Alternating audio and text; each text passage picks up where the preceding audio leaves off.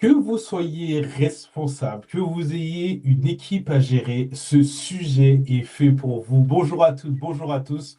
Je suis donc Christopher et j'ai la chance aujourd'hui d'accueillir notre très cher Guillaume. Guillaume, comment vas-tu? Eh bien, ça va très bien, ça va très bien. Je te Bon, remercie. Merci pour l'accueil. yes, un plaisir. Aujourd'hui, nous sommes sur un gros sujet, mesdames et messieurs. Nous allons parler de corps, de comment vos salariés, comment votre équipe fonctionne, et vous aussi. Et on va se rendre compte d'un point essentiel, c'est est-ce que le corps de vos collaborateurs peut être le premier indicateur RH dans votre entreprise? Qu'est-ce qu'on va faire? On va commencer par ça, mon cher Guillaume. Est-ce que pendant allez, 30 secondes, une minute, tu pourrais te présenter et nous dire qui tu es, s'il te plaît. Oui, avec plaisir. Alors, je m'appelle Guillaume Christ, je suis ostéopathe de formation. J'ai encore mon cabinet d'ostéopathie d'ailleurs qui se trouve en Moselle. Et puis, je ne me suis pas arrêté là puisque j'ai décidé avec un collègue de créer PAC Santé, qui est un organisme de conseil et de formation à destination des entreprises pour diminuer l'absentéisme, les accidents de travail et les maladies professionnelles dans les entreprises.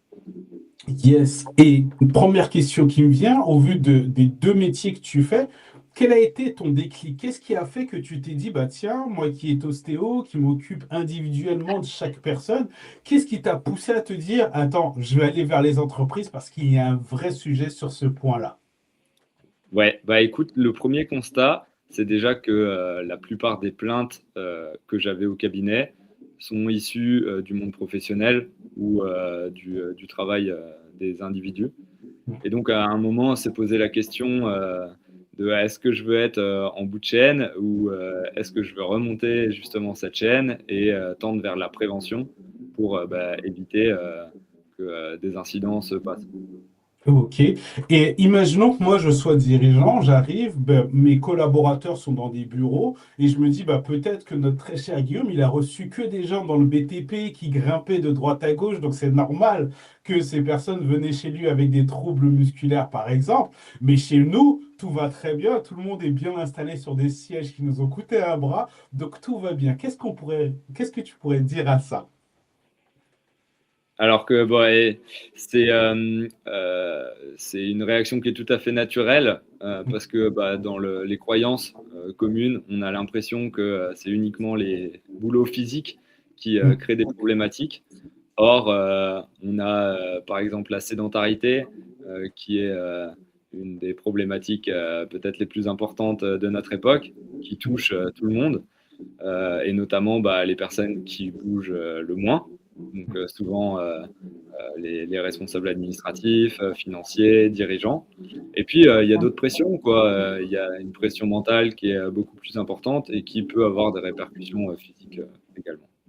Yes. D'ailleurs, au passage, comme vous pouvez le voir juste en bas, si vous avez une question, un commentaire, quelque chose que vous voulez nous partager, je les diffuse en direct sur notre écran. Et d'ailleurs, nous avons Sabrina. Sabrina est la personne qui nous a mis en relation avec Guillaume et donc qui est avec nous sur ce live. Bienvenue à toi, notre très chère Sabrina. Derrière, en fait, finalement, ça ne correspond pas qu'à des personnes qui ont des boulots, on va dire, pénibles, BTP, etc., porte de charge lourde, etc. Mais finalement, ça touche beaucoup plus, finalement, de personnes. C'est ce que tu nous partageais il y a quelques instants. Et donc, comment je peux voir, moi, en tant que dirigeant, que bah, peut-être que j'ai certains salariés qui ont des problématiques, parce que quand ils vont chez l'ostéo, bah, généralement, c'est après, du moins, c'est ce qu'on souhaite après le boulot ou pendant leurs heures de pause. Comment moi j'arrive à voir que bah, mon équipe en fait est en train de faillir sur ce sujet-là? Alors c'est pour ça que je te mettais en avant l'absentéisme et les arrêts de travail et maladies professionnelles, parce qu'au niveau macro, ça serait ces premiers facteurs-là qui doivent alerter l'entreprise. Et dans toute entreprise, on peut retrouver ce genre d'indicateurs. Donc, l'absentéisme des personnes qui ne viennent pas pour diverses raisons, ça doit être déjà un premier signe d'alerte. S'il y a des accidents de travail ou même des maladies professionnelles qui sont en déclaration, ça va être aussi un signe d'alerte important. Et après, sur le plan un peu plus micro ou secondaire, eh ben, on va se rendre compte qu'il y a des plaintes qui ressortent. Il y a des accidents bénins qui sont déclarés régulièrement. Il va y avoir une baisse peut-être de la productivité aussi. Hmm. Ok, donc tous ces indicateurs doivent nous indiquer à un dirigeant ou un directeur d'une structure de se dire, OK, il y a un vrai sujet. OK, comment ça se passe après? OK, j'ai eu un, deux arrêts, d'accord? Et dans une petite boîte, je vais me mettre dans la peau d'un dirigeant de petite entreprise. Dans une Mhm. boîte, c'est un peu normal qu'il y ait des gens qui sont un peu en arrêt par-ci, par-là, etc. Quel est l'autre point qui doit, moi, m'alerter? Est-ce que c'est lié directement, est-ce que en regardant que l'absentéisme, c'est ça qui fait que, ou il y a d'autres éléments que tu peux, par rapport aux expériences que tu as eues, que tu peux ajouter, additionner à ces arrêts? Tu parlais de quelques plaintes, c'est-à-dire quand tu parlais de plaintes. Ouais, bien sûr. Alors après, en théorie, je dis bien en théorie, pour toute problématique, on a un arbre des causes qui doit être effectué par l'entreprise, plus ou moins poussé, mais afin d'identifier vraiment bah, la source de cette problématique. Et normalement, à ce moment-là, bah, on se rend compte que on peut déterminer. J'ai un petit écho là. Ah, non, moi je l'entends pas de mon côté, ton écho. Ok. Oui, et donc en remontant les causes, on peut réussir à bah, connaître l'origine de la plainte et voir si elle correspond bah, à la situation de travail. Yes. Par rapport à ce que tu fais aujourd'hui, qu'est-ce que tu as pu voir sur le terrain? Quels sont, dans tes souvenirs, l'expérience où tu t'es dit, ouais, ok, on a bien mis le doigt sur quelque chose d'important avec ce que l'on fait aujourd'hui. Ouais, bah alors c'est, tu vois, par exemple, une situation de travail où il y a des manutentions au-dessus des épaules qui sont récurrentes et on l'associe très facilement bah, à des plaintes et voire des pathologies au niveau des épaules ou au niveau des coudes chez ces personnes-là. Hmm. Euh, Après, des situations de travail, tu vois, à l'inverse, où ben, on a des personnes qui sont assises toute la journée, donc très exposées à la sédentarité, à plus de 7 heures par jour. Et là, on se rend compte que bah, il y a une prévalence de lombalgie, de douleurs dans le bas du dos ou de douleurs cervicales chez eux également. Ok. Et Après, quand tu c'est peux comme... avoir d'autres types de symptômes, tu vois, ça peut être une baisse de la vigilance en fin de journée, de la fatigue visuelle. Ça, c'est des indicateurs aussi qui sont bah, un peu plus discrets, mais qui peuvent exposer, enfin, qui montrent qu'il y a une exposition à euh, une charge physique pendant la situation de travail. Ok, tu disais fatigue visuelle, ça m'a tiqué sur le coup. Je me suis dit, mais fatigue visuelle, si j'en ai une, je vais voir mon opticien, entre guillemets. Mais en fait, le travail pourrait avoir un véritable lien avec une baisse des facultés oculaires, c'est ça? Ouais, avec ben, la partie vraiment visuelle optique ou alors simplement visuelle plutôt moteur bah, parce que tu as une sollicitation qui est continue pendant l'ensemble de la journée. Et si tu as par exemple pas pris de pause ou peu pris de pause, bah, à un moment ton corps te le fait savoir. Après, si c'est une journée, on pourrait se dire que c'est pas un problème. Là où ça commence à devenir compliqué, c'est quand c'est répété sur des mois ou des années. Ok, je vois C'est ce qu'on totalement. retrouve un peu sur l'ensemble, tu vois, des problématiques sur lesquelles on intervient.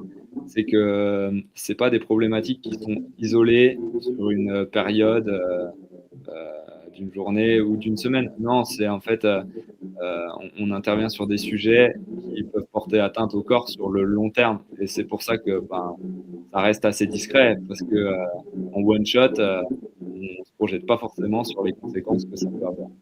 Ok. On revient sur ce cas où voilà, je suis dirigeant, j'ai la chance d'avoir une petite équipe.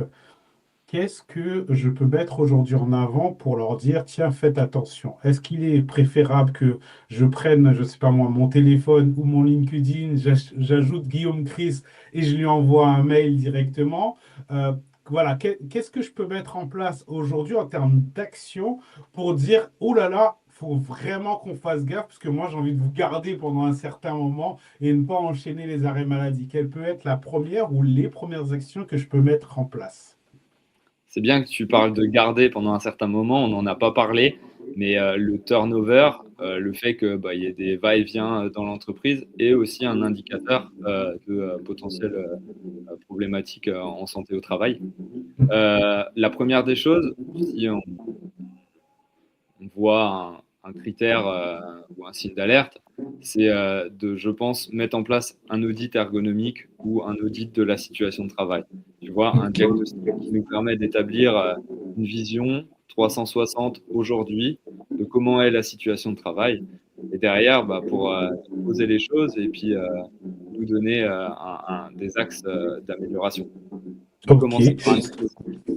On commence donc par un audit. Cet audit ergonomique, est-ce que c'est toi qui le mets en place avec ta structure? Est-ce que je dois aller trouver une structure à part pour pouvoir le faire et ensuite, quand c'est fait, me mettre en relation avec toi? Voilà, quel est le process, la procédure la plus simple à mettre en place pour un dirigeant? Les deux. Alors, chez Pax Santé, nous, on va le mettre en place. C'est un audit pour lequel aussi on est agréé. Donc, on a un agrément de l'ADRET qui s'appelle IPRP. Donc, c'est intervenant en prévention des risques professionnels. Et nous, on est spécialisé dans toute la partie santé au travail et ergonomie. Donc, le mieux, si tu veux partir sur un diagnostic, c'est de faire appel à Pâques Santé ou un des membres IPRP qui est enregistré par l'ADRET. Pour ça, c'est simple. Vous allez sur le site de l'ADRET de votre région, vous tapez IPRP et vous allez avoir la liste de tous les IPRP avec leurs champs de compétences qui sont dans votre région. Ok, super, merci, parce que là au moins c'est quelque chose qui est applicable directement. C'est ok, je vois ce live, tiens, ce Guillaume et ce Christopher sont plutôt sympathiques, ils m'ont dit ça, tiens, je connais pas trop, ok, il y a cet audit. Maintenant, je fais exprès, je vais sur un volet qui est un volet qui forcément va parler à tout le monde, qui est un volet financier. Maintenant, ok, je mets en place cet audit, mais tout ça, je sens que ça va me coûter des centaines de milliers d'argent et un temps incroyable. Et en plus, si je dois changer le siège de tous mes salariés, oh mon Dieu. Euh, Qu'est-ce que tu peux répondre à ça, mon très cher Guillaume? Oui, bien sûr. Alors, en ce qui concerne déjà le prix du diagnostic, donc, on va le dimensionner en fonction de la structure, forcément. Donc, sur une TPE de 7 salariés, tu ne vas pas forcément avoir le même dimensionnement que sur une PME de 250. Après, on peut le mener aussi sur des postes qui semblent prioritaires. On n'est pas obligé de le mener sur toute la structure d'une traite, quoi. Ça se fait. Donc, pour cette partie-là, on va le dimensionner. Ensuite, je ne voulais pas en parler tout de suite, mais il y a aussi des aides qui sont disponibles pour ça. Ok, Euh, et des aides qui sont disponibles sous condition que ce soit un professionnel agréé qui intervienne. Ces aides, elles sont proposées par la CARSAT notamment, ok, avec le fonds d'investissement pour lutter contre l'usure professionnelle qui s'appelle le FIP. Et donc, on peut avoir des prises en charge qui vont jusqu'à 85% de, euh, de la prestation d'audit ergonomique. ok, Euh, voilà. C'est plutôt très intéressant quand même pour les entreprises. Et puis, la CARSAT, les institutions souhaitent soutenir cette démarche actuellement parce qu'en fait, on se rend bien compte que ça coûte cher à la société. mais de toute façon, pour rebondir sur ta dernière phrase, c'est cher pour la société, mais en gros, c'est pour moi, enfin moi je le vois comme ça, je pense que tu as la même vision, c'est un véritable investissement, parce qu'il y a quelques instants, on parlait long terme face au turnover. Ben, forcément, si on veut que notre entreprise évite de devoir à chaque fois aller recruter, on sait que le recrutement, ça prend du temps. Ensuite, quand le recrutement est réalisé, il faut pouvoir intégrer cette nouvelle personne, que cette nouvelle personne, elle reste. Ça prend énormément de temps, ça prend aussi de l'argent. Quand un salarié part d'une entreprise, Très souvent, il repart avec un petit chèque qui était initialement pas prévu. Et tous ces éléments-là, on se rend compte en fait qu'avec cet audit-là, ergonomique, et en plus avec les aides qui sont mises en place par la CARSAT, ben, on se rend compte que ben voilà, on peut être aussi accompagné sur ce sujet-là, sur le volet financier. Imaginons toujours, j'aime bien, je me mets à la place encore d'un directeur ou d'une directrice, qu'importe, ben mon équipe est quand même une équipe plutôt jeune. J'aurai que des personnes de 40, 50 ans dans mon équipe. Bon, peut-être qu'il faudrait que je regarde, mais bon, là, on est une petite entreprise, un peu ambiance start-up, ils sont entre 25 et 35 ans. Est-ce que c'est maintenant qu'il faut que je le mette en place? Est-ce qu'il y a une vraie urgence ou on peut attendre qu'il dépasse la cinquantaine pour mettre tout ça en place? Alors, on a souvent tendance à croire que, en fonction de l'âge, on va avoir plus de plaintes. C'est pas forcément vrai. En fait, Ah, même chez les jeunes, on va retrouver aussi des plaintes musculo-squelettiques au boulot, quoi. Bah, pour répondre à ta question, je te partage un retour d'expérience. On était dans une jeune société qui fait de la création digitale, donc avec bah, un public plutôt jeune, plutôt sédentaire aussi, mais ils sont amenés à se déplacer sur le studio, à se déplacer en dehors pour faire des photos, etc. Et bon, bah, ils étaient quand même exposés à certaines plaintes et à certaines problématiques au niveau de santé au travail. Par notre audit ergonomique, le simple fait d'aller analyser le poste de travail, proposer des ajustements, leur proposer des méthodes de pause active, de récupération par rapport à l'attention et à la vigilance, bah, ça leur a permis d'avoir une plus-value instantanément sur le smile, mais surtout sur la productivité. Et ça peut se quantifier. Et ben, c'est une société qui veut aussi garder ses talents et le fait de mettre en place des interventions. Bah, pour les jeunes, ça a une place primordiale à l'heure actuelle. yes. Eh ben, super parce qu'en fait, voilà, tu indiques le sujet des talents, comment finalement garder ses talents. Euh, Sur un autre sujet, je dirais, bah, tiens, pour garder des talents, c'est pas qu'une question de prime finalement, mais c'est, avec ce que tu nous as dit, aussi une façon de prendre soin en fait de son équipe. Et quand on prend soin de son équipe, de ses salariés, etc., ben, les gens ont envie de rester. Moi, je le vois dans les formations que je donne sur les sujets tels que la conduite du changement ou la gestion de l'agressivité ou des tensions. Et en fait, l'un des sujets qui revient très souvent, c'est ce sujet un peu de reconnaissance. Et là, avec ce que tu nous partages, on se rend compte que reconnaître la bonne santé de notre équipe est aussi un élément qui fait que derrière, les gens veulent rester. Bah tiens, il a pris conscience que j'avais mal au dos avec la chaise. Il a mis en place un audit pour moi parce que je me suis plaint peut-être à une, deux, trois reprises, et ben tiens, voilà, ben ouais, en fait, j'ai envie de rester dans ce truc-là où finalement, on prend soin de moi. Je te remercie, Guillaume, pour ça.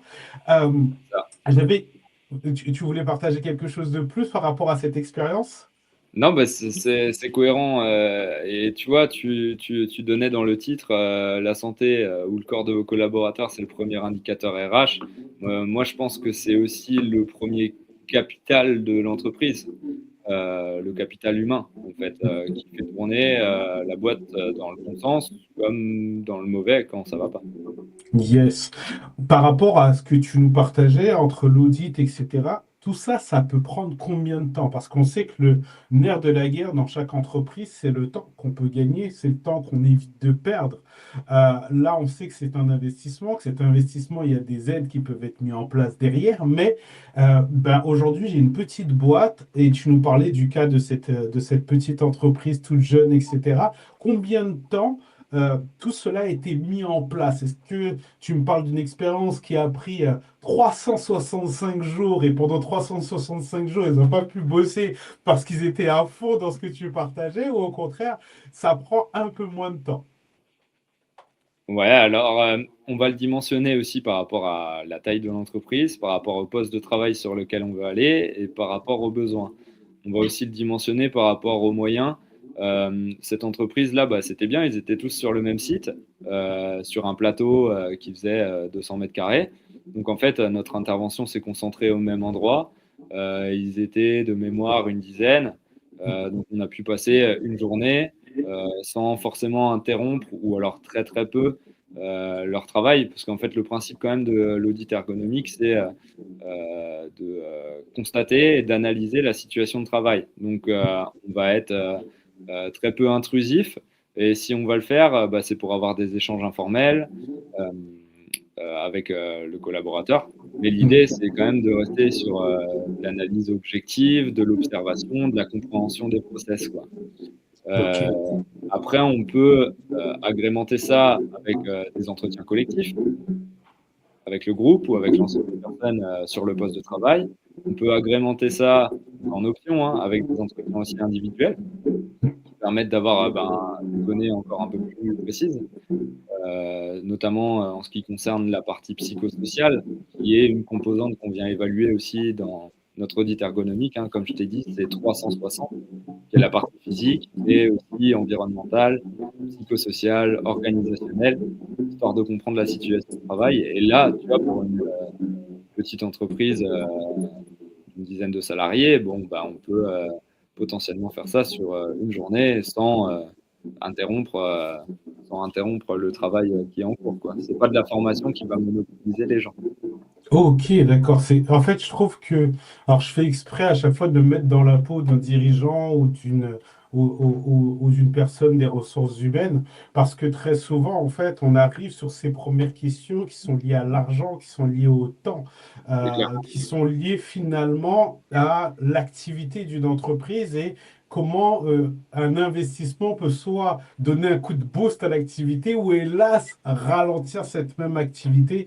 Dernièrement, dans un post, moi, je parlais du ROI de la formation parce qu'à un moment donné, il faut quand même un certain retour sur investissement. Et c'est vrai qu'avec ce que tu nous as partagé, je te remercie pour ça, au niveau du turnover, au niveau de l'absentéisme, on se rend compte que finalement, de mettre une action qui peut être d'une journée, comme tu nous le partageais dans le cas précis de cette entreprise dans laquelle vous avez été, on se rend compte en fait que une journée pour avoir des gens qui restent dans une boîte et qui ne quittent pas une boîte à cause de soucis de santé, en fait, c'est un véritable plus. Donc, merci infiniment pour ce retour d'expérience parce que je sais que chaque personne qui vont prendre le temps de regarder ce live, et d'ailleurs, si vous regardez ce live maintenant, vous pouvez laisser un commentaire. Si vous le regardez en replay, vous pouvez mettre un hashtag replay. Et si vous avez des questions après, moi ou Guillaume, on passera dans les commentaires pour pouvoir vous répondre. Euh, ok, on a compris maintenant avec Pack Santé comment vous fonctionnez.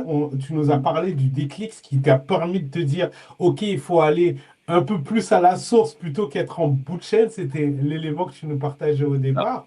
Dans dans ton cabinet en tant qu'ostéo, parce que je crois que tu as encore un peu cette activité, le public que tu reçois ont été pour la plupart des personnes qui se sont plaints plus de leur vie pro que de leur vie perso. Comment ça s'est passé? Parce que tu nous disais que le déclic était venu aussi du retour de tes patients. Donc, est-ce que tu peux nous faire voyager dans le temps, on va dire ça comme ça, ou sinon voyager directement dans ton activité d'ostéopathe? oui, complètement. Alors, il y a il y a souvent une distinction qui est faite entre vie perso, vie pro. Je pense que tu l'abordes aussi dans tes formations. Alors pour moi, je pense qu'on a une vie tout court, et que la vie perso et la vie pro doivent faire partie d'un même ensemble, comme notre santé pour laquelle on a un seul capital santé, que ce soit dans la situation personnelle ou dans la situation professionnelle. Après, c'est sûr que, il y a des codes qui peuvent être différentes, il y a des législations qui peuvent être différentes, mais on va retrouver en fait une même santé et une même vie, que ce soit perso ou pro. Suite à ça, on voit beaucoup en cabinet en fait, et dans le monde en général, des gens qui distinguent encore beaucoup la partie pro et la partie perso. Souvent, quand ils arrivent en cabinet, c'est là où c'est le flou, parce qu'ils arrivent en tant que perso, avec des problématiques pro sur lesquelles on doit influer, mais on n'a pas tous les moyens nécessaires. Voilà, donc ça crée de la dissonance. Et pour revenir à la question, alors tu me dis si j'ai perdu le fil, hein. Non, non, t'inquiète. Pour revenir à la question, l'idée c'est comment en cabinet, faire comprendre aux gens qu'il y a des choses à faire dans leur vie perso et leur vie pro, et comment faire comprendre, quand j'interviens en milieu pro, qu'il y a des choses à faire dans leur vie pro et dans leur vie perso pour garder ce capital santé. Mais je te remercie parce que dès ta première phrase, moi j'appelle ça des punchlines, tu as dit, OK, on a une vie pro, une vie perso, mais on n'a qu'un seul, comment tu disais ça, seul de Comme ça, santé, dit, mince. une vie, Voilà, en fait, on n'a qu'une seule entre les deux. De toutes les manières, c'est le même corps finalement et le même mental. Donc, il est important de pouvoir vraiment travailler et mettre les bonnes actions en place pour ça. Mais c'est vrai que là, d'un coup, et je te remercie pour ce retour, c'est vrai que moi, ça m'est déjà arrivé d'aller chez l'ostéo pour me faire manipuler, etc. Et c'est vrai que très souvent, bah, il y a une espèce de deux axes. Non, mais dans ma vie pro, ça se passe bien. C'est plutôt dans la vie perso qu'il y a du stress. Mais en fait, finalement, ce stress qui paraît être que dans la vie perso, bah, il a un impact finalement sur la vie pro. Je le vois en formation quand on discute de certains sujets. Il y a des gens qui me disent, ouais, mais là, j'avoue, c'est plus dans ma vie perso, etc. Mais en fait, on a le même capital santé, c'est le mot que tu disais que je recherchais tout à l'heure. On a le même capital santé, que ce soit dans notre vie pro ou perso. Il n'y a pas de tiens, j'ai un corps spécifique dans ma vie pro et je reprends un autre corps dans ma vie perso. c'est ça. Et Ouais, vas-y. fondamentalement, oui, c'est ça. Après, pourquoi on distingue souvent vie pro, vie perso aussi, c'est parce que il y a des obligations, des juridictions qui peuvent être un peu différentes. Là, je pense qu'il faut aussi qu'on parle du fait que les entreprises ont aussi leurs responsabilités dans le maintien en bonne santé de leurs salariés. Hein. Donc, mon discours, il s'adresse pas que aux personnes et au fait de prendre soin de sa santé. Il, il s'adresse aux deux, hein. Mais on ne peut pas omettre le fait que en fait, notre corps, il faut qu'on en prenne soin aussi de manière individuelle. Et donc Et l'ensemble de mes actions, en fait, c'est ça, c'est comment prendre soin de son corps de manière collective, individuelle, pousser les entreprises à le faire, comme pousser les individus à le faire. quand je suis moi patient ostéo, je viens te voir. En fait, dans ton diagnostic, on se rend compte que finalement, c'est pas que lié à la vie perso, mais à la vie pro. Comment ça se passe? Est-ce que tu as des personnes qui disent oui, mais moi, en fait, mon budget alloué à l'ostéo, c'est tant par année, etc. Mais là, vous me dites que c'est un sujet pro. Comment ces mêmes personnes peuvent mettre des actions en place pour régler leurs problématiques de vie pro finalement, qui seraient liées peut-être à l'ergonomie de leur chaise ou autre? Comment on fait? Je débarque dans le bureau de la RH dès demain matin. Voilà, mon ostéo m'a dit, ah, vous faites n'importe quoi. Comment ça se passe? Qu'est-ce que je devrais faire? Il faut faire une mise en relation. Il faut faire une mise en relation. Je pense, c'est la chose la plus simple à faire. Après, ça dépend de tes responsabilités au sein de ton entreprise aussi. Mais une mise en relation saine, un rendez-vous tripartite, voilà, afin de mettre en relation les personnes concernées, un peu comme Sabrina l'a fait pour nous deux. Yes, ok. Donc, tout passe par euh, la relation, l'échange. Je pense que dans ton métier en tant qu'ostéo, je fais exprès, je vais caricaturer, hein, d'accord? Même si Oui, chacun je a un reprendrai. fonctionnement. Avec grand plaisir. Est-ce que c'est, tiens, j'arrive dans ton cabinet, eh ben, je retire mes chaussettes et c'est parti, et crac, crac, ça craque de tous les côtés et point, ou est-ce qu'il y a un point d'échange qui permet une analyse avant de passer sur cette partie-là? Voilà, comment ça se passe dans ton cabinet, mon très cher Guillaume? Oui, évidemment.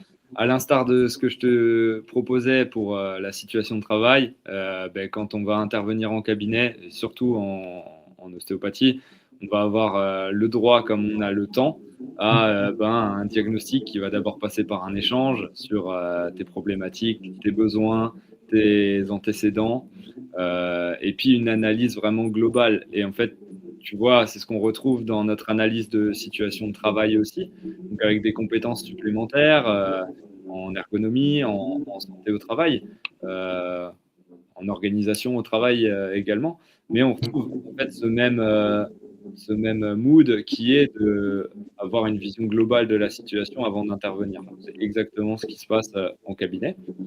Et si on dépasse nos champs de compétences ou qu'on se rend compte qu'il y a une urgence, et comme dans les situations de travail, en cabinet, on va aussi réorienter judicieusement la personne.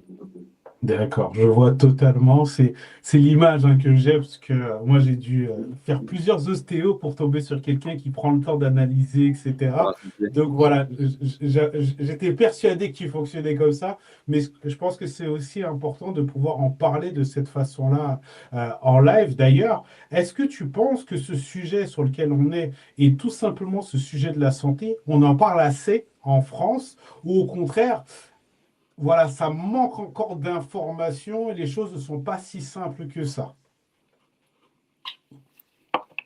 Je pense qu'on a beaucoup d'initiatives qui commencent à apparaître. C'est un tournant aussi parce que on pourrait en discuter des heures de ça, mais je pense qu'il y a aussi une composante générationnelle qui rentre en compte. On n'a plus le même rapport et le même sens du travail. Le maintien de notre santé devient vraiment capital. Donc, on est dans un tournant par rapport à ça. Après, est-ce qu'on en parle assez? Je pense que non. Clairement, après, ça varie aussi en fonction des secteurs d'activité. Et typiquement, je reviens sur la sédentarité, mais parce que je trouve que c'est un sujet qui est ultra important. Ça diminue l'espérance de vie, ça crée plus de diabète, plus de maladies cardiovasculaires. Là, on ne parle pas de douleur ou de plainte, on parle vraiment du fond de notre fonctionnement. On parle toujours pas assez. Donc, non, je pense qu'on a encore beaucoup d'efforts à faire de ce côté-là. Ok. Et aujourd'hui, par rapport à Pâques Santé, c'est les entreprises qui viennent directement vers vous ou c'est plus une approche de vous, vous allez vers les entreprises, vous partagez de l'information et après, quand ça tilte, là, les entreprises se disent, tiens, ça peut être intéressant. Comment ça fonctionne chez Pâques Santé à ce niveau-là? On a les deux. Écoute, on a commencé depuis 2 ans. Donc, on a eu beaucoup de recommandations, de bouche à oreille, de sollicitations de notre réseau au début. On commence à avoir des sollicitations voilà, vraiment extérieures parce qu'on a un développement qui est en phase avec ça. Ok, je vois totalement. Merci, parce que je voulais moi avoir ton point de vue sur est-ce qu'en France, finalement, on parle assez de ce sujet lié à la santé. Oui, il y a plein de choses qui sont mises en place. Maintenant, moi, de ma lorgnette, hein, d'accord, j'ai l'impression que en fait, il faut avoir dans chaque entreprise un initié, quelqu'un qui a un vrai rapport important avec la santé et qui va un peu prévenir les autres pour dire, bah tiens, là, il y a des choses à mettre en place. Voilà, moi, c'est ce que je vois sur le terrain, dans les entreprises dans lesquelles je vais donner de la formation, etc. J'ai toujours quelqu'un qui dit, oui, ça, c'est un sujet que j'aborde très souvent en codir ou autre, etc. Mais c'est vrai que quand il manque une personne on va dire, phare sur ce sujet-là, ben, j'ai l'impression qu'en fait, c'est un sujet qui est un peu mis de côté parce que forcément, dans une entreprise, il y a plusieurs priorités et qu'on ne peut pas tout prioriser. Ça Maintenant, s'appelle un responsable QHSE ou une personne ressource selon, selon les domaines, ouais, bien sûr. Après, il y a aussi un outil qui est super, qui, je pense, est vraiment sous-estimé, qui est le document unique. Euh, on le prend beaucoup comme étant une formalité administrative et comme étant clairement un truc ultra chiant à remplir et que personne ne consulte. Alors que le process, il est tel qu'on l'a décrit, c'est-à-dire identification, analyse, et puis définir un axe de priorité et une action. C'est yes. exactement au final ce qu'on fait.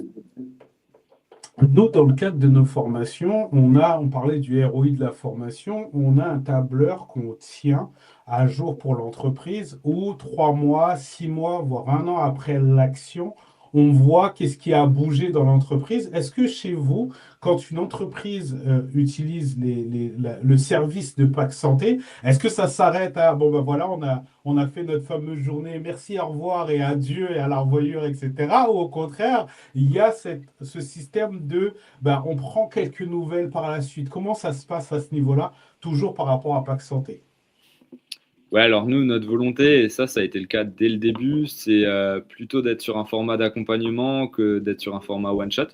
Ok, Euh, parce que, bon, si tu veux, la santé au travail, tu as une amélioration de toute façon perpétuelle. Après, c'est sûr que le dimensionnement de l'action quand tu commences, il va peut-être être plus important que les actions à T plus 1 an, T plus 2 ans, parce qu'il y a aussi une routine qui s'est mise en place, il y a une stratégie qui s'est mise en place.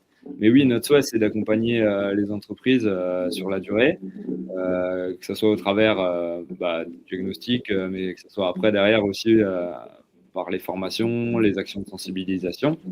Tu vois, là, on a une entreprise qu'on accompagne depuis nos débuts, c'est-à-dire il y a 2 ans. Et on a mis en place justement cette analyse des indicateurs.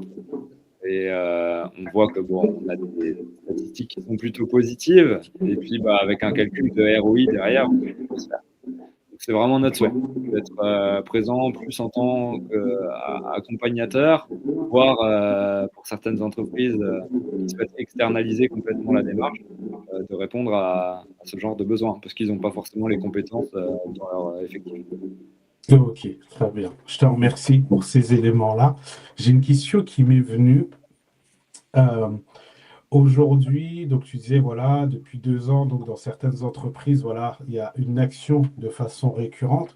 Quelle est la mission? Quelle est, dans 10 ans, si je devais un peu être le génie de la lampe, quel serait ton souhait, ton grand souhait pour ton entreprise dans 10 ans? C'est quoi la vision dans 10 ans, dans 20 ans? Allez, faisons plus fou encore dans 50 ans. Ce serait quoi la vision? Pourquoi vous faites tout ça? Voilà. Écoute, la vision, clairement, c'est de pouvoir de mettre en place le why qu'on a dès le début, c'est-à-dire avoir le maximum de personnes en bonne santé pour l'entreprise, mais aussi parce qu'on est altruiste, quoi. Tu vois, tout simplement. Yes. Après, la vision de développement, non, elle est surtout là à T plus 1 an, 2 ans, occuper vraiment le Grand Est, surtout les industries, et ensuite peut-être rayonner avec notre méthode sur le territoire national. Yes. Ok, merci, c'est très très clair. J'aime bien comprendre en fait la mission, qu'est-ce qui se cache derrière juste une idée, enfin pas une idée, mais derrière une entreprise. Mm. Tiens, est-ce que c'est juste une question de non, non, mais en fait on fait le choix d'accompagner 10 entreprises et après ça, ciao, ou au contraire, voilà, on fait quelque chose de beaucoup plus grand, quelque chose qui finalement nous dépasse, parce que là tu parlais du Grand Est, mais l'objectif c'est Ouais. par la suite d'aller de plus en plus loin, avec forcément une approche, je pense, de plusieurs collaborateurs avec vous, parce que pour travailler sur tout ce territoire, il doit y avoir aussi un peu de monde autour de vous. Euh, Aujourd'hui, tu es avec un associé, si j'ai bien suivi, c'est ça? Mm. Alors, on Ok. est 3 maintenant. Ok. On est trois dirigeants, une stagiaire qui est à plein temps. Et puis après, on bosse beaucoup en partenariat avec des ergonomes, des kinésithérapeutes, des ostéopathes, que des professionnels de santé, enfin, ou en lien avec la santé. Ça, Ok. c'est Donc, un impératif pour nous parce que si tu veux, l'une de nos promesses aussi, c'est de parler de santé au travail avec des professionnels de la santé et pas simplement des formateurs qui sont dans un organisme de formation euh,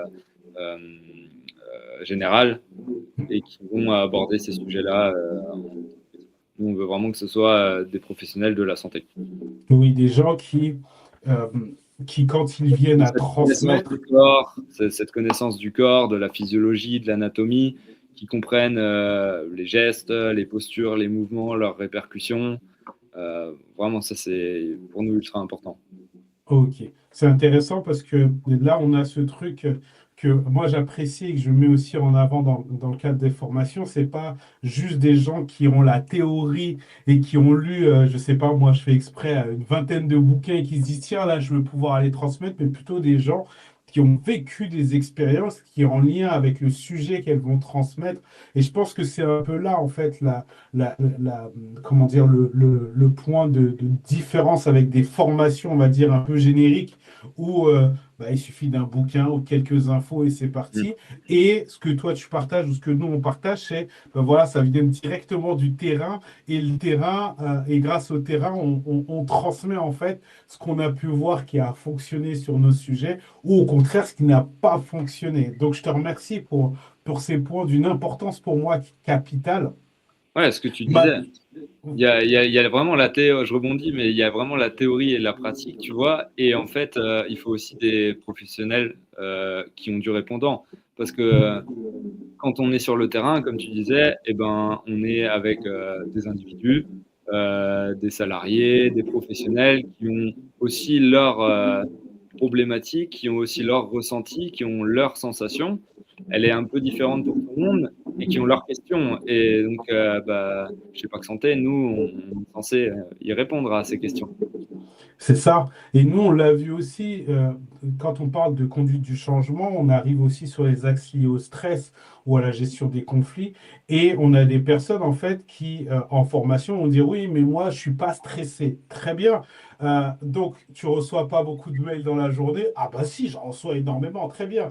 Quand tu es sur une tâche précise, tu n'es jamais appelé ou dérangé par un collègue. Ah bah si, tout le temps.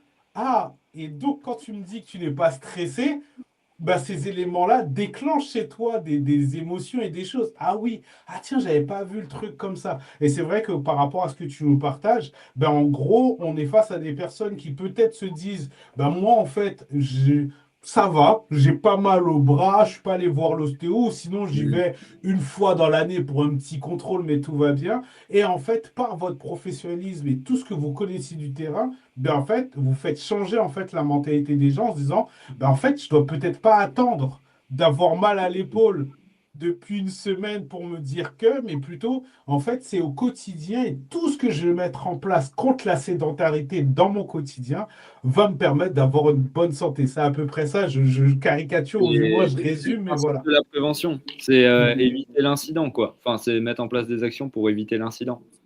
Yes. Merci infiniment, Guillaume, pour tout ce que tu viens de nous partager, vraiment. J'ai un dernier exercice pour toi. Je vais te partager 10 mots, d'accord? Et je voudrais de façon instinctive que tu nous dises en un mot ou une phrase ce que ça révèle, ce que ça t'indique, qu'est-ce que ce mot t'évoque, ok? Est-ce que tu es prêt à jouer le jeu, Allez, je Guillaume? t'écoute. Ok. Premier mot, le mot corps. Qu'est-ce que ça Santé, t'évoque? Santé. Ok. Le mot douleur. modulation, Ok. Absentéisme. signe, Ok. facteur, Un mot, signe. ok. Un mot que tu as dit tout à l'heure, le mot prévention. Primaire, secondaire, tertiaire. Ok. Le mot, alors attends, j'étais sur prévention, signal. Information, Ok. Terrain. pratique, Pratique. Ok. TMS. lutter contre, Ok. Coût. On en a un peu parlé tout à l'heure avec l'investissement, mais le mot coût. ROI, Ok. Silence.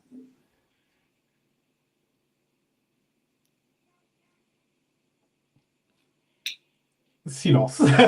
Ok. Et le dernier mot de cette petite liste, c'est le mot demain.